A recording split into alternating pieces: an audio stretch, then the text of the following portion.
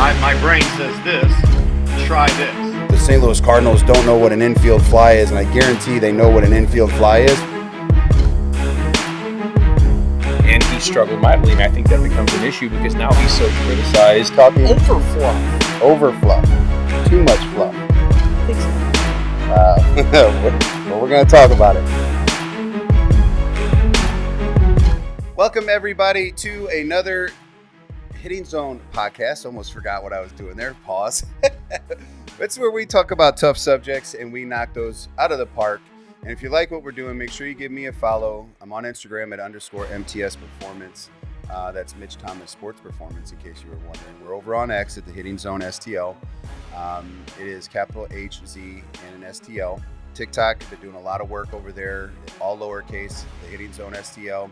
You can go over there on the TikTok and kind of watch the live shows. They've been fun because we've been going live indoors and getting these kids ready to play ball at all ages. And we're still doing some of our in-season training stuff for our high school kids, so you can kind of see how we recover, stuff like that. Big shout out, Game 7 Baseball, game7baseball.com. Obviously, big supporters of theirs as they are of Youth Baseball Midwest. The Super 7, I believe there's 2 divisions now or something, right? Correct?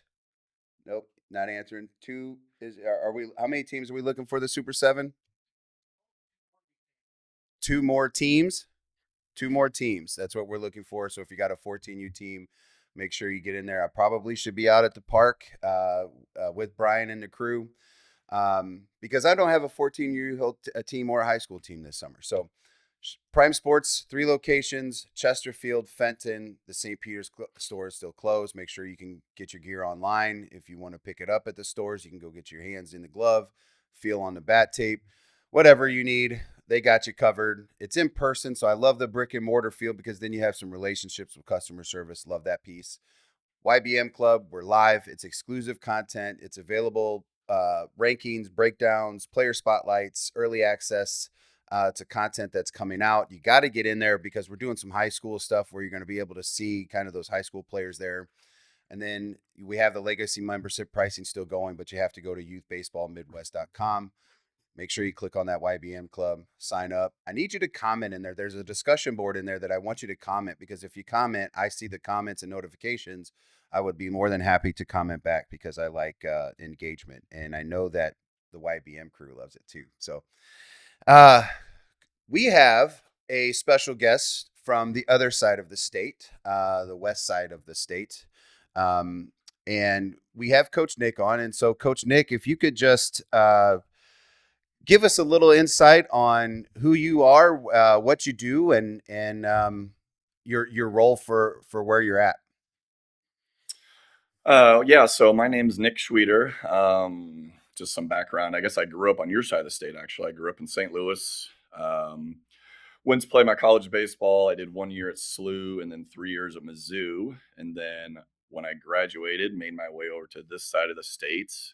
Have not been back since.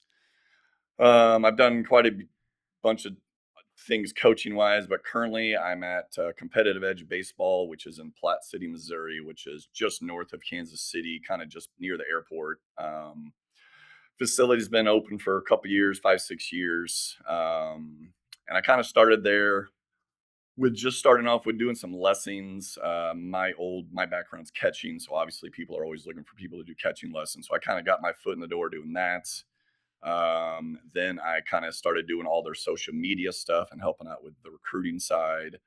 Then I started coaching a team. So this will be my 3rd summer as a head coach. This year I've got our 2027s. And then recently I kind of just got the title of high school showcase director. So I'm kind of overseeing kind of our whole high school program. So it's been really great. I love doing what I'm doing. I love the development piece. I love working with just kids of all ages. So it's been really good. And I'm really proud to be a part of it. It's like a jack of all trades. Is this like the I forget how the saying goes, the jack of all trades, like the master of none thing? I don't know how exactly it goes, but is that kind of what I'm gathering here? It's like you got your hands in a little bit of everything. I'm assuming catching's probably what you're best at. But it seems like your relationship inside the business has grown to so much more. Is that kind of how you feel? Like, sounds like you wear a lot of hats.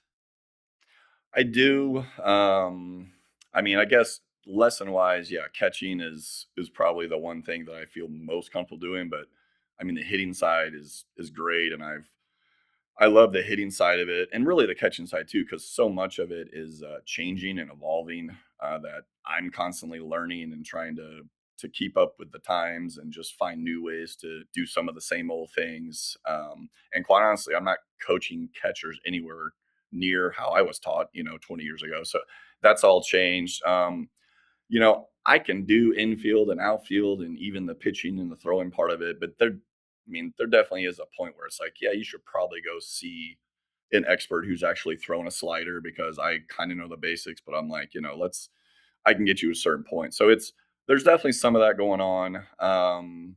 The social media thing came around first, and that was just kind of fun to do some behind the scenes stuff because at that point in my life, I couldn't give tons of like on field time to the facility. But that's just something that I've kind of grown accustomed to, and just I can do a lot of that kind of just any part of the day, and then the coaching piece has just kind of evolved as like my own personal family has gotten older. It's allowed me to be on the field and coach kids more, and then just in terms of the showcase director, we just had a change of leadership in the last, I guess, about 18 months. So that just kind of promoted me to that kind of next step. And I mean, I still head coach for 27s, but now I'm helping with the other teams too, and kind of like with today's topic, I'm helping coach those coaches so they can better serve our kids. So it's a lot, but it's very manageable, and it's been really good. I want to talk about just real quick before we get into today's show, which you talked a little bit about, is kind of coaching up coaches, basically developing the adults. Instead, we're always so focused on developing athletes, where now it might be time to develop adults. And so before we get into that piece of the show, I want to talk about catching because I caught. And it seems like, and I don't know these things until we invest into the coach a little bit and we have these kinds of conversations. We have a lot of catchers on this show. And I am a firm believer that the catchers make some of the better coaches out there. And I'm not knocking nobody out there, but it's the catchers seem to be kind of the jack of all trades, if you will. They can manage a lot in the game. They understand enough about pitching because we have to make we're a coach on the field. Talk about though the differences. How old are you? I just turned 50. Okay, so older than me. And so you talked about, what you were taught several years ago to what's taught now. It seems like the catching world, like, it used to be catch and throw the ball was a big thing, I guess, when we played. I'm 46, so I'm just a few years behind you. The catch and throw was a big deal back in our days. The framing was around, but catching and throwing doesn't seem like it's necessarily as big as stealing some of these strikes for these pitchers. And you may disagree a little bit with that. And maybe, I know it's all still part of the game, but do you think that the catcher position has evolved or in the sense of athleticism, or is it one of those things where it's just like who can receive the best? Is data driving who catches nowadays, or does it still go back to the guys that have that kind of skill set of being able to catch and throw? I mean, I'm a firm believer that the receiving part is number one, right? You do it every single pitch. I think that probably has the biggest effect on a game. It's the biggest thing you can do to help your pitchers. So when I'm working with catchers or when I'm running catcher camps or catcher clinics or whatever, like we spend a lot of our time on that. The throwing piece, right? And even the blocking balls in the dirt thing, like, yes, we cover it, but you're doing that a couple times a game. You're blocking a couple balls in the dirt a game. So it's the receiving part, I think is really what I focus on, just because I do think it's the most important part. I really hope major leagues, and I'm probably 2 years too late on this, doesn't go to some automated strike zone, because as a former catcher, that's going to take that part of the game out, which stinks. I love watching baseball on TV and watching a catcher work, right? You get to see the behind the pitcher camera angle and just every pitch, right? You get to see this person work. So that's going to stink when that happens. I'm sure it's coming. But I mean, I guess at the younger levels, it will never fully go away. So we spent a lot of time on that. I think it's the most important part. I do think we are definitely more athletic now than we used to be. I think with the advent of like the one knee down stuff and some of these kickstand stuff, and people going from a one knee down to a traditional stance as the pitch is being delivered because the guy's stealing, like all of that, you got to be athletic to do it, you know. So I do think we are more athletic as a position now than we probably were back when I played. But it's so fun if you like that part of the game to watch a catcher just catching the ball the right way, you know, pitch after pitch after pitch, and just you can see that umpire kind of slowly coming around, slowly coming around. That's just the stuff that I really like watching. Yeah, I miss those parts of the day. Like I took pride in the way I received, but I can't remember practicing like the opposite. We always were catching and throwing. We all, and I know I say catch and throw. I'm talking exchange. You know, trying how to be quick on our feet, and then obviously our Yeah. pop time numbers was a big deal. And I always felt like that was first. Maybe even blocking baseballs was first. I felt like we blocked baseballs for 15 to 20 minutes every single practice, just like nonstop blocking balls, and very little did we ever worry about receiving. And, Yeah. you know, I can remember a guy that worked with me. He always just said, make the pitch sound loud. And so I would just try to catch it in a spot to make that, you know, catch it and stick it. And then I learned how to catch curveballs. And nowadays, like the Patrick Baileys of the world, I just love watching him. But it's funny. You talk about the kickstands and the one knee downs. And, you know, we got a chance to watch Benny Santiago, Tony Pena catch. And those were guys that kind of, you know, they got frowned upon when they were Yep. doing that. And you talk about really good throwers, really good arms, right? Really good defensive catchers. And they were able to steal some of those strikes back then. And, you know, nobody wanted to see that happening in the big leagues. And nowadays it's like, you very rarely do you ever see a catcher in a typical traditional style catching stance, you know, both knees up. So just interesting times. And I think it's fun. Keeps us fresh. Yeah, it does for sure. And I mean, I still occasionally run into a parent or another coach who thinks it should be done the traditional way. And I'm like, you got to look at the data. You got to look what other people are doing, because the numbers show that receiving you're better. It doesn't slow you down throwing wise. There's so many benefits to what we've done at the catching position. And, you know, back in our day, you were probably just called lazy if you did it, but that is not the case. And there's numbers to back it up. And again, that keeps it so fresh. And it's fun helping a kid kind of just navigate through that. And I mean, I'm big on just say, let's try this. How's it feel? Try this for 10 pitches. How's it feel? You know, so this is all about how the kid feels, not just what what my eyes tell me. So it's great. And like I said, I just think we're so much more athletic now than we used to be. So Cardinals fan or Kansas City fan? So I was a Cardinals fan growing up. Loved Mike Matheny. He was my guy. But when I moved to Kansas City in the early 2000s, it took me a couple of years to come around. But now I'm full-fledged Royals fan, and I like to give my family trouble because I like to call Cardinals fans annoying, just like everybody else. So I get to be a Royals fan now and bash on Cardinals fans whenever I get a chance. So Well, you're not quite the pond scum that the New York Mets are up there in Kansas City, but you guys got to be a close second. I don't know what it is. It's like, you know, obviously the Cubs are the biggest rivalry that we have as Cardinals fans. But even that's going away with, you know, only playing them 16 times a year. It's just like it's. I don't like the new setup that they have in Major League Baseball. You talked about the automated strike zone stuff. You know, we've already seen games end on missed calls by umpires, and, you know, they get the head tapped and it's like strike three. And I wonder how many games would have been impacted, you know, playoff games and things like that, just big moments. And I'm like, man, there's still got to be a certain part of elements that there's still human elements. I really hope that it doesn't become a thing in Major League Baseball. It's probably going to happen. Like you said, it is in the minor leagues. I would like to see it. Maybe I don't know if I don't even know if I'd like to see it. Maybe just 2 challenges a game and that's it. Like if you win it, you don't get to continue doing them. Kind of thing is just, you know, I don't know. I don't like it either. For what it's worth, I don't like it. Right.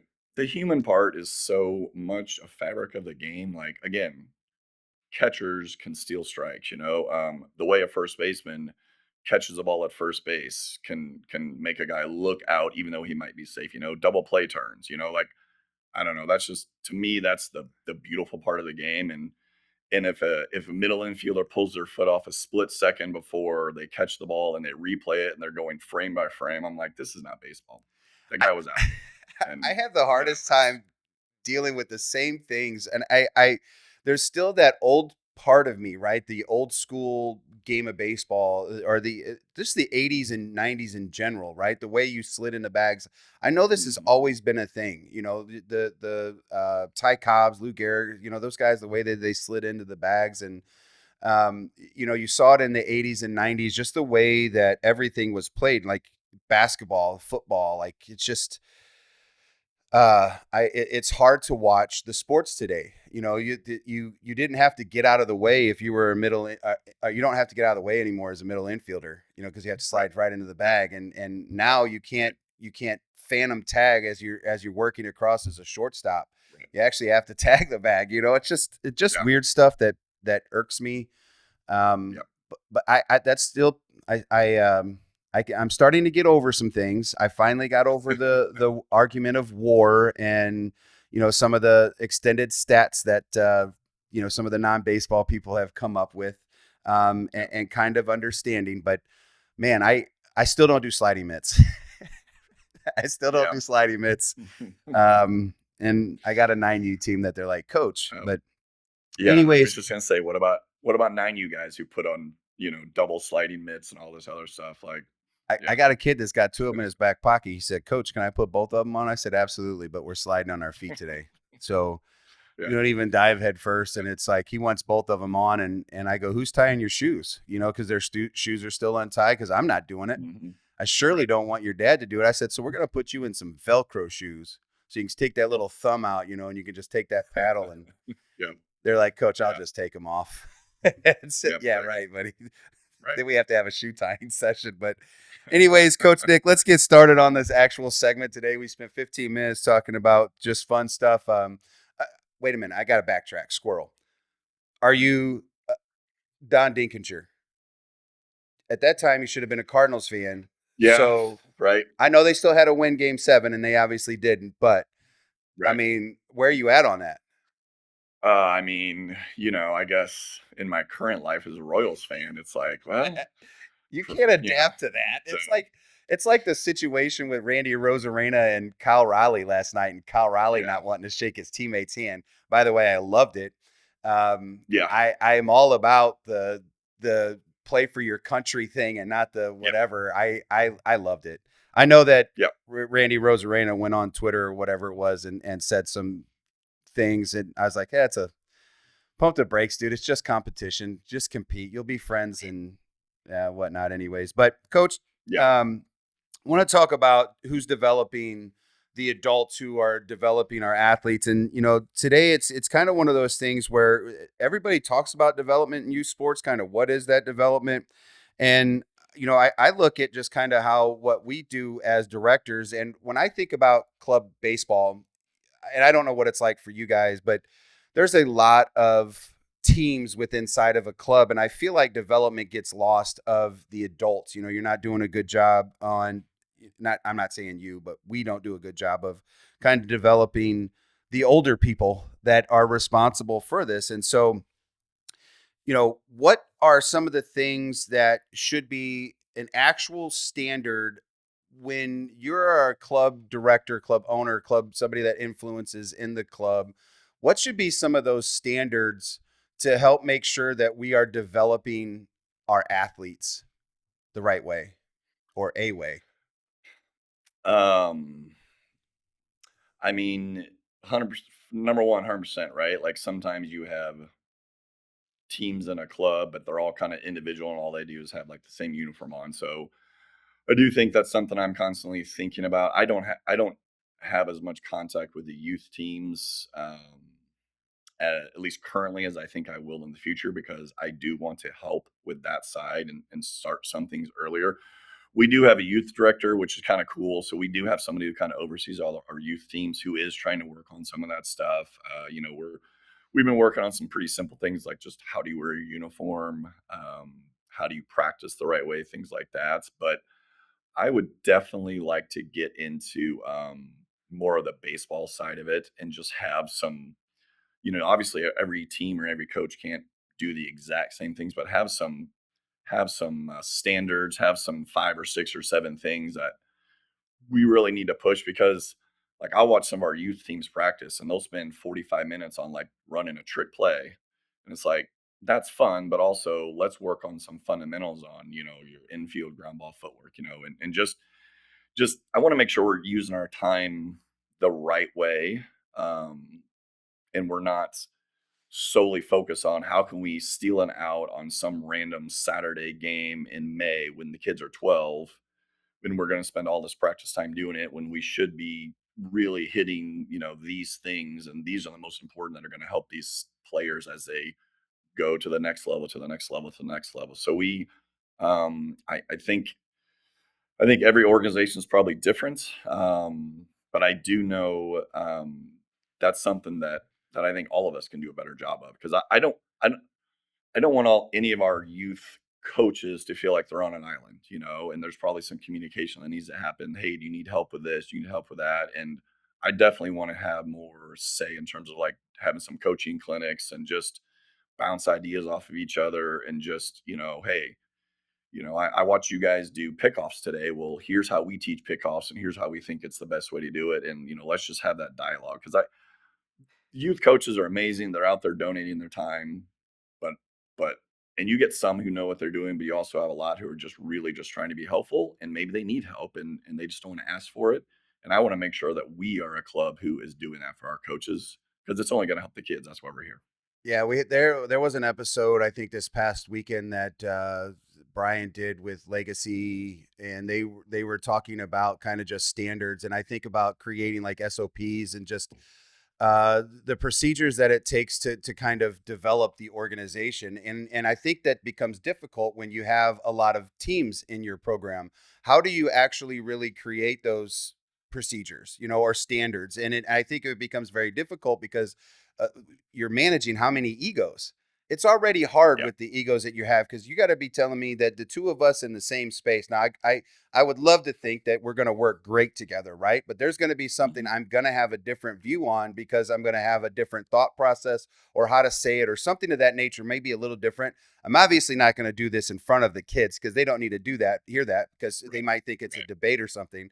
But we're going to have that conversation afterwards and then come to a resolution, to say, yes, this is what we're going to do moving forward. I don't think we do a good enough job of even preparing our coaches. And to be honest with you, I don't think I had in the past either without realizing and taking in consideration coaches' thoughts. I never really thought about Mhm. the coach. I just assumed like, well, I hired you, so you had to be somewhat of a decent coach, else I wouldn't have tried to bring you into the organization. And then I Right. realized that I do still have a lot of IQ of this sport that several people don't because I live and Yeah. die this stuff, right? Not everybody does Mhm. that. And so I think it just starts with a simple piece of paper.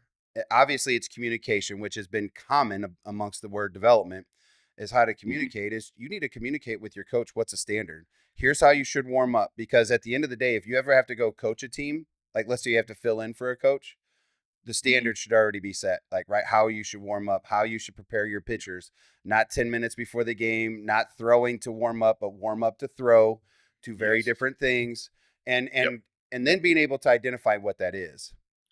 And I Mhm. think that's what I like about what the YBM club is doing, because we're trying to put that coaches corner kind of thing together and creating the opportunity for coaches to learn, because there is a ton of parent coaches out there.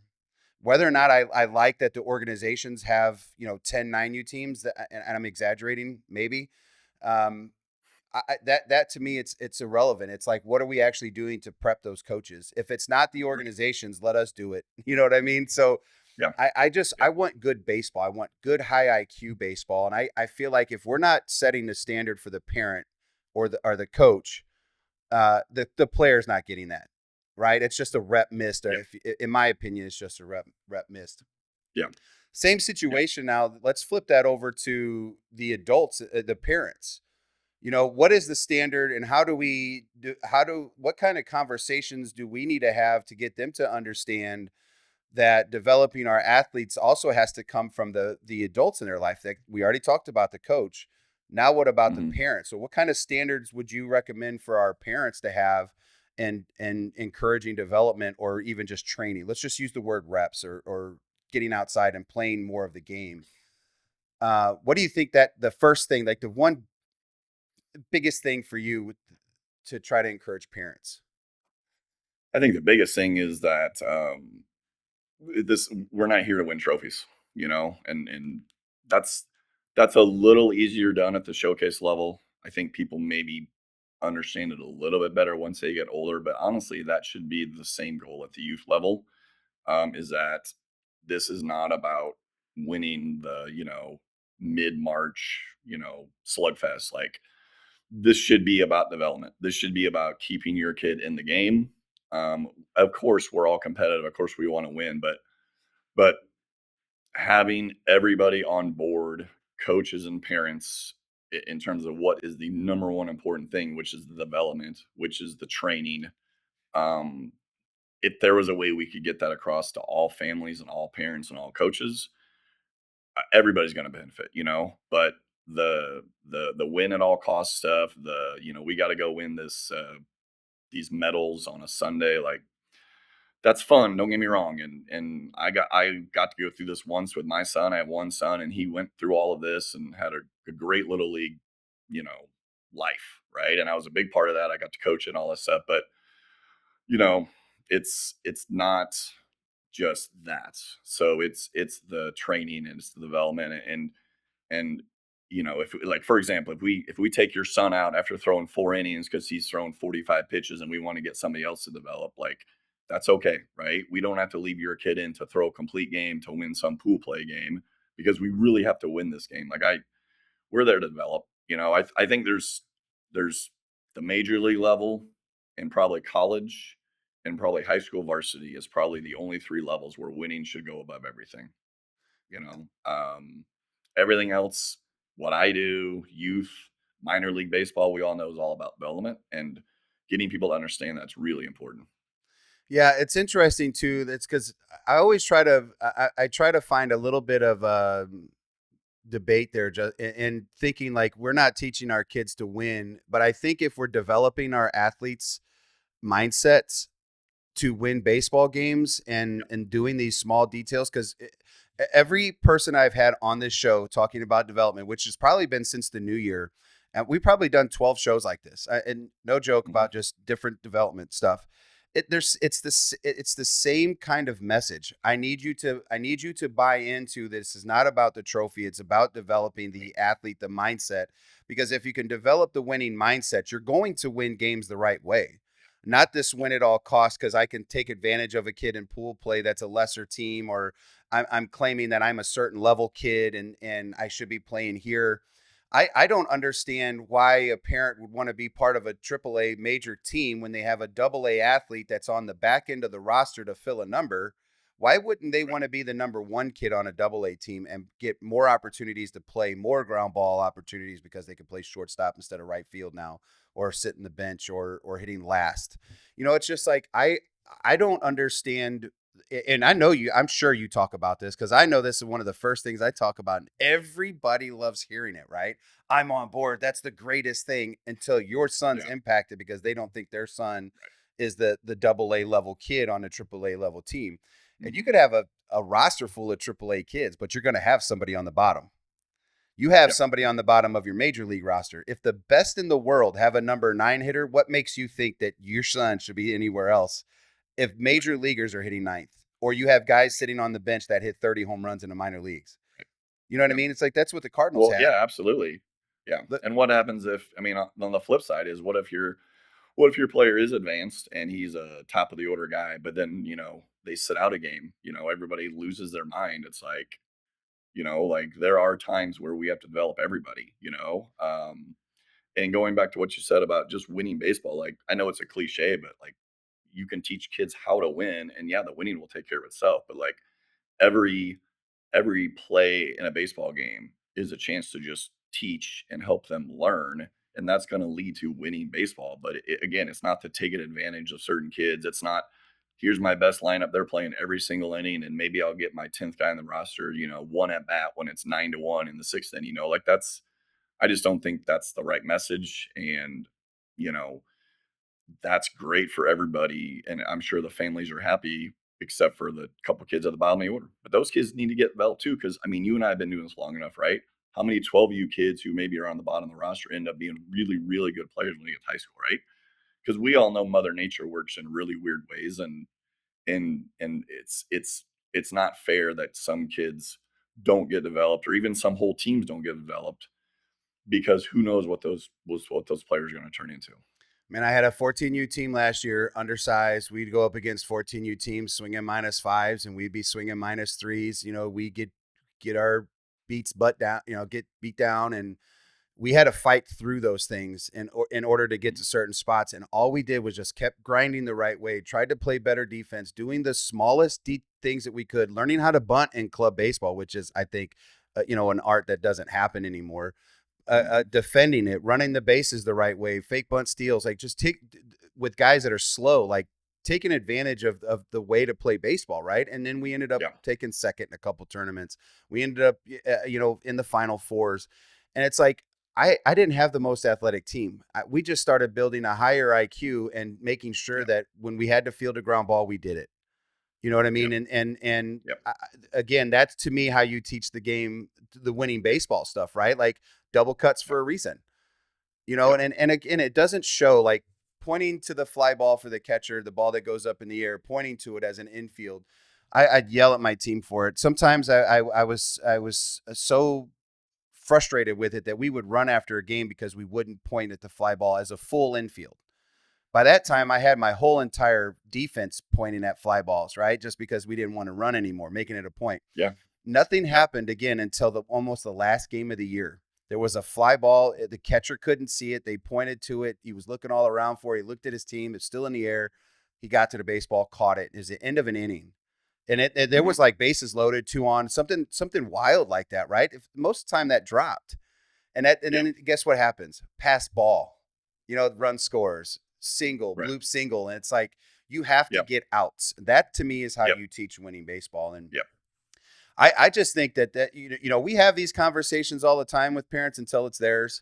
I think I would love to do away. This is a little off track, but I would love to do away with designations. I think everybody knows where to go play the best teams in the area. And I think it doesn't need to be a major level team. And I think if you took that away, it might bring rec baseball back, because I think a large percentage of our athletes are recreational because they don't care enough, in my opinion. And even a AA level kid could be considered a recreational athlete just because they practice only when supposed to. You know what I mean? The guy that truly is a baseball guy, that kid probably is practicing every day. And he still might not be talented enough, but I could tell you long term, like you said, these kids have come a long way to go from perfect example. Alex Fields, shout out to Alex over there at St. Dominic, is going to probably be their ace this year. Was 79, 80 miles an hour 7 months ago, and is upper eights. He hit 88 yesterday in live at bats. Signed to play college ball. Wasn't even sure if he was going to get an opportunity a year ago. He's 17. He's going to graduate at 17 years old. So he's just starting to actually mature into the man body, right? Right. He's still not there. And just just think where he's going to be at in 2 years from now when he starts to mature a little bit more. And it's like his work ethic, he just stuck with it. Even though he wasn't showing tremendous progress, he stuck with it, and now look where he's at. And it's just funny to me. It's because, look at me now kind of thing. So that's go ahead. Oh, sorry. I was going to just add, I remember my first message to my current team. I got them in the fall, right after their 14U, right? So they're just starting their 15U showcase experience. And I remember our very first meeting, I basically told them, I am here to help you develop better habits. You guys have been playing youth baseball your whole lives, probably kind of being told what to do, and you wouldn't do anything until you're told what to do. Well, my job now is to help you figure out the habits that you have to have as an individual to get you to where you want to go, right? And that covers a whole wide range of thing, but it's the habits and it's the consistency. It's not only go do this when you're told to by a coach. It is the education and it's the forming good habits. So then you don't have to think about it. We talk about that all the time. And obviously it's not an overnight thing. I've been with these kids for 3 years and we've made huge strides, but obviously we're still making mistakes and obviously our habits can still get better, and we can expand what we're talking about now, right? We can start talking about things like eating right, sleeping right, and continuing to lift during the season, like just things that people don't know about, where it's our jobs as people in the business to educate them and not only say it once, but say it multiple times until they start to figure it out. So just that developing good habits is where it's for me is like the baseline, because that's what it takes. Because you can't, like you said, you can't just practice when you're told to. You can't just practice 2 days a week. You have to learn how to do it when you're by yourself, when you have a friend up at the cage, when you are at home. It doesn't matter. Just the habits and the standards that you hold yourself to is a big part of, like, just like your example of pointing to the fly ball. Like, that's a lot of people might think that's a little thing, but that was a standard and that was a habit that you had to help them develop. But look what happens in a big moment. It came through for you. And that's the whole point. That's exactly correct. And you don't know when it's going to happen, right? And that's what Yeah. I love about it. And it's going to sound kind of odd to say on this show, but I think about us like addicts. Addicts like um people that need fixes. And Mhm. when you think about that piece, addicts don't go waiting for somebody to tell them to go get their fix, right? They go get their fix immediately. And that's how I think about baseball. It's like you don't wait for people. You have to go get stuff. You have to adjust. You have to self-organize. Whatever it takes. And I know that sounds kind of, we know what happens in certain situations, but at the end of the day, nobody, if you're truly in love with something, you're not waiting. You're going to take risks. Yeah. You're going to go out and get it. And I tell my young people all the time now, you cannot wait for somebody to tell you what to do in this sport. You will get left behind. And even the great athletes that we have, they still get left behind because they have no IQ in this sport. And the only way to do that is by going to get it on your route, whether that's watching TV, playing a game. So that brings me to this question then. I think that's a perfect segue almost here into getting to this next one is, what is actually holding our athletes back? Is it lack of talent, or is this more of the coaching side or the parenting side? Like in the terms of where we're at in the society of baseball right now, is this a player thing? I'm sure the answer is going to be all three, but I want I want you to try to narrow it down the best you can. Is this player, parent? I'll say adults. Man, it's hard to separate because they all work together. How about I mean, I this? guess if I'm go ahead. Let's break it down to youth, because maybe youth's not the right thing to do, because the youth are responsible by the parents, right? So the parents not doing something, then we could say that the parents to blame because the kids won't take them XYZ, whatever the case may be. Maybe we leave that Mhm. out of it. Maybe we get to the 14U level where we're starting to get into where, you get to go outside, ride your bike, play down the park, stuff like that. So let's just use like the Mhm. high school level, and like who's responsible for that talent at that level. And I understand everybody's encompassing, but who has the most control in making sure that that person is getting the next level, next step, whether it's a bench, whether it's a squat, whether it's throwing velos, hitting velos, Mhm. is that a player, parent, Um, coach? Me personally, the player has to drive it, in my opinion. Now, obviously, again, at the younger ages, not as much, right? They can't drive themselves. They don't make any money. I mean, there's a lot of reasons why you need the family support, but especially at the older ages, it has to be player driven. To me, a player has to ask mom or dad, "Hey, can you drive me up to the facility? Can you I need to do this. Can you go buy chicken breasts? I need to start eating more protein." Like, to me, the player has to drive everything. If as you get older, if other people are driving it, your career is going to end probably sooner than you want. Or, and I say this all the time too, I'm like, to my players, like, if this isn't the most important thing to you, please be honest with your parents so that they stop spending so much money, and just let them know, this is not for me. I don't want to put all the time in that it's going to take. Um, because once we educate them and they become aware of what it takes, which is a lot, if you don't want to get left behind, then the player has to drive it. And if they are not able to do that or don't want to do it, then yeah, I don't know. It's almost like you need to go find something else you're passionate about, you know. Yep. So to me, it's always player driven. I mean, even with the teams I coach at the older levels, like I don't want to be the driver. I'm going to set standards. I'm going to hold you to standards.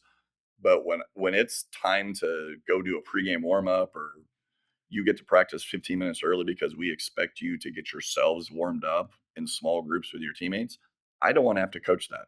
I'll coach it the first couple of times we do it, but I need you guys to handle that. So to me, it always starts with the player, and then they got to bring people along with them. You know, you were saying a minute ago about just how a kid develops, and we have a left-handed hitter in our organization who is a 28 this year, and he was the smallest kid around for a really long time.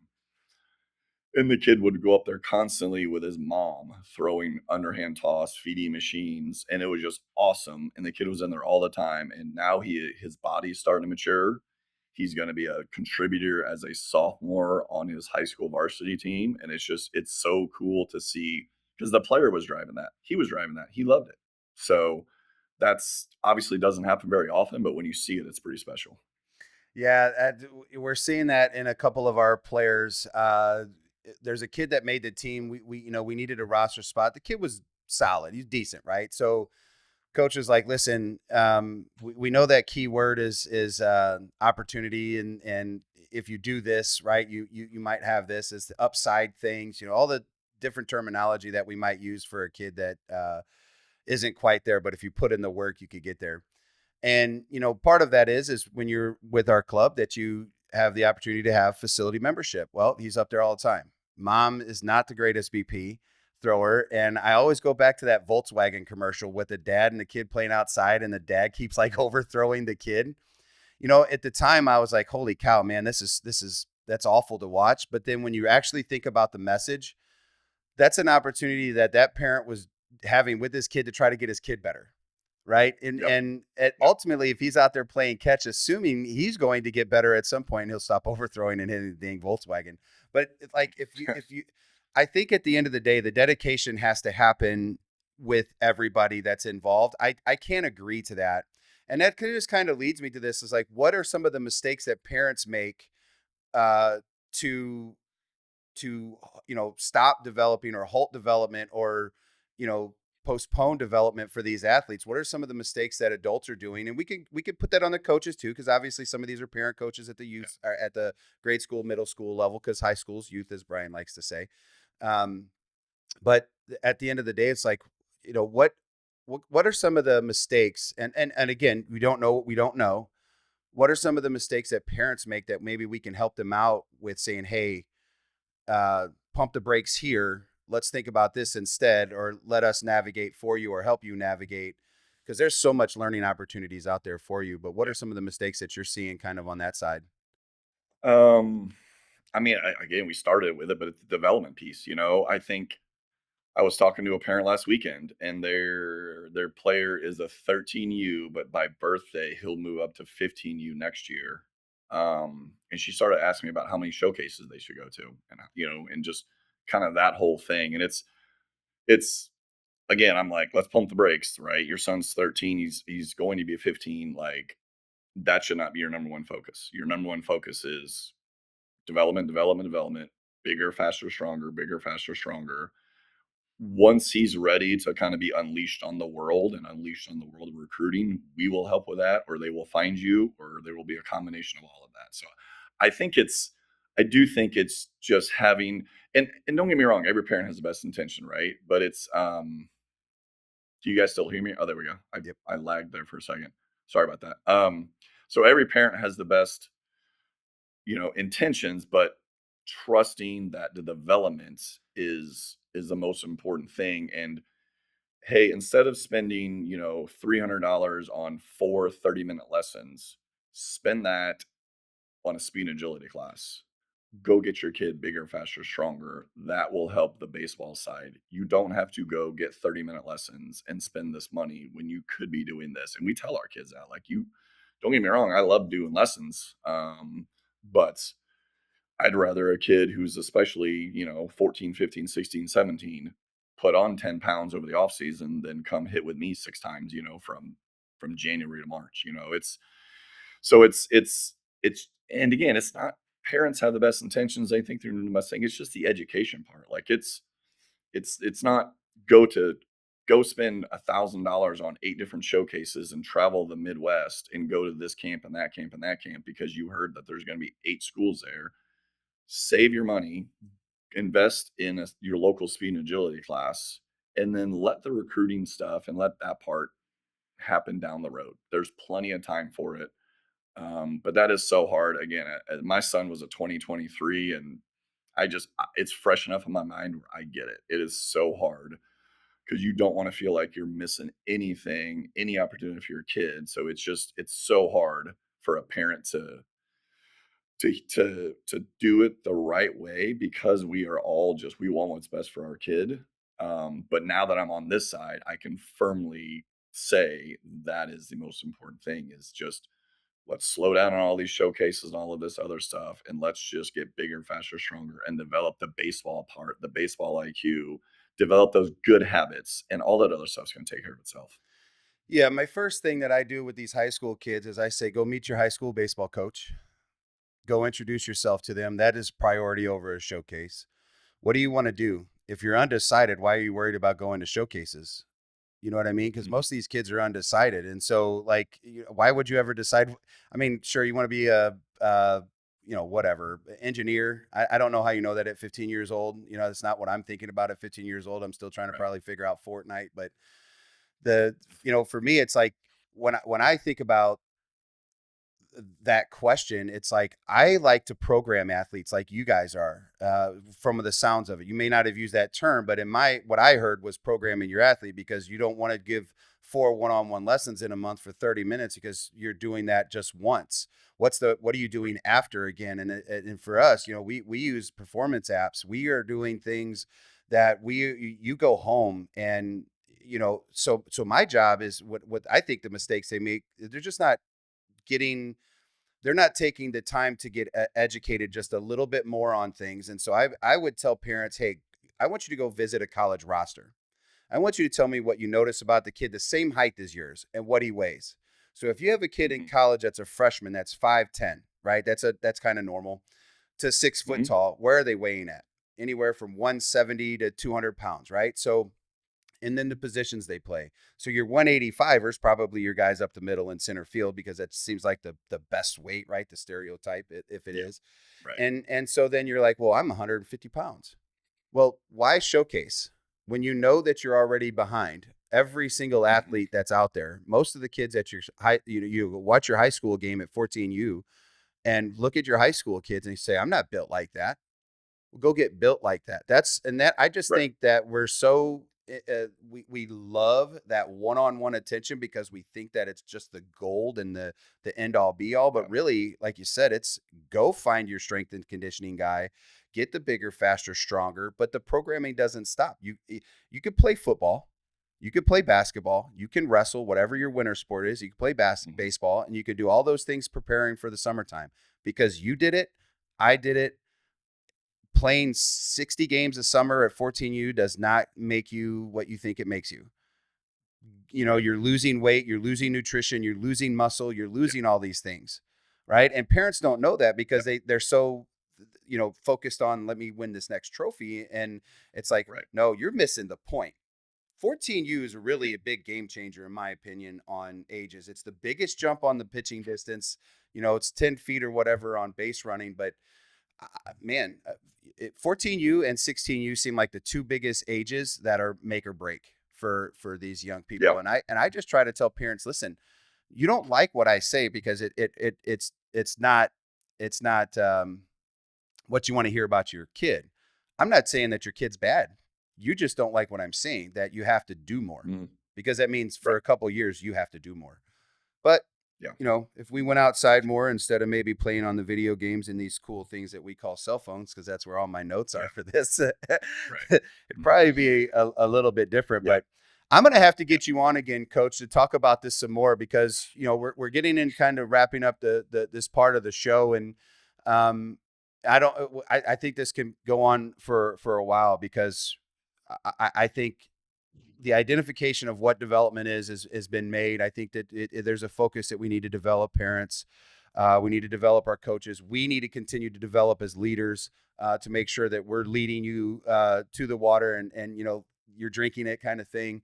And the biggest thing, is keeping egos out, and keeping, the name on the front of the chest, I guess in some sense still matters to people, but I think the name on the back needs to matter more on your return on your investment. I think that needs to be of importance. And so what's something that you can give to our fans on Youth Baseball Midwest? Something from your brain, your mind. Nick, I want you to think about, like, just something that you might suggest to parents over here on this side of the it just in general, right? Youth Baseball Midwest, Mhm. we're the Midwest, even though you're a Royals fan, whatever. I did like Bo Jackson and George Brett growing up, but just something that you can give, just a little nugget that says it's going to be okay, parents, like that 12 to 15 U age group. Man, just it's such a hard thing to say, but I mean, just patience, just trust, just know that there are a million examples of a 12U kid who is 5'7", 107 pounds, who just, it's hard for this person to compete because of physical size and strength. If they love it, and I like the word you used a minute ago, just more, if they do more, if they put in more, especially if they put in more than the people they're competing against, um, eventually Mother Nature will help out, and then you will start to see all that hard work pay off. But it's just the long term part, right? Like, nobody wants to go into a 12U season and have like the mentality of, oh, this season doesn't matter very much, or, oh man, this is really hard, and this is just going to be a really long season. Nobody wants to do that, player or family, right? No parent wants to sit and watch their kids struggle for an entire 65 game 12U season. It's really hard. But if you just always keep in your mind, and probably honestly, you should be talking to your son about this too, like, stick with it, stick with it, stick with it, you know, find the small wins that maybe keep you coming back the next day. And just know that this is baseball, probably maybe more than any sport, is just that long term investment is so important, because we don't know when Mother Nature is going to help us out, but when it does, we kind of want to be ready for it, right? And we want to have all the fundamentals and the all of that stuff kind of ready to go. But you just got to stick it out. It is hard when, like you said, I agree. Like, you get to 14, 15, and like some kids have hit puberty and they look great, and then 3 years later that kid's not playing baseball anymore, and the kid who was 12th on the roster has matured, and now he's a 6'2", 200-pound player, and now he's hitting the middle of the order. Like, it happens all the time, and just hoping that parents will believe that. I think will just make it more enjoyable too. It's hard to see your kids struggle, but just knowing that we're not in this just for this 12U season, or this one tournament, will help. Because nobody likes to see their kids struggle, but the payoffs could be huge if you just kind of wait it out. And if they love the game, let that kid needs to keep playing as long as they can. We need more kids that love this game, and Yeah. I don't want kids to leave the game just because everybody around them weighs 50 pounds more. That's a fair assessment too. You think about this at the big league level, because I think it all trickles down. It's all relative, right? At the big league level, why do you have guys that don't play every day, that are undersized for the big league level? You know what I mean? It's like, maybe not undersized at the big league, but there's a rookie that comes in that doesn't know how to manage their weight for 162 games. You know, the road trips. Yeah. What do you do when you're 20 years old if you're that good and talented? But why is it that 26, when the mind is developed and it's mature and everything, does the game all of a sudden change again? And your prime is 26 to 32, not when you're 20 when you got there. You know, what about college? Yeah. You know, as a freshman, I didn't play as a freshman. I don't know about you, but I didn't play as a freshman very much. I had a few opportunities. My daughter didn't play that much when she was a freshman. When I was a sophomore, I played a little bit more. When I was a junior, I played a little bit more. When I was a senior, I was an everyday guy. I had to wait 4 years to be an everyday guy. Right. Guys in the major leagues or professional baseball have to wait 4 or 5 years to be an everyday guy, if they're lucky, or the organization they play in. You know what I mean? And so it's like, everywhere else, if the people that we watch are that, right, we need to just pay attention, right? Yeah. Give me one thing. This is the last question, actually. Give me one thing that you would change about youth baseball. Oh, man.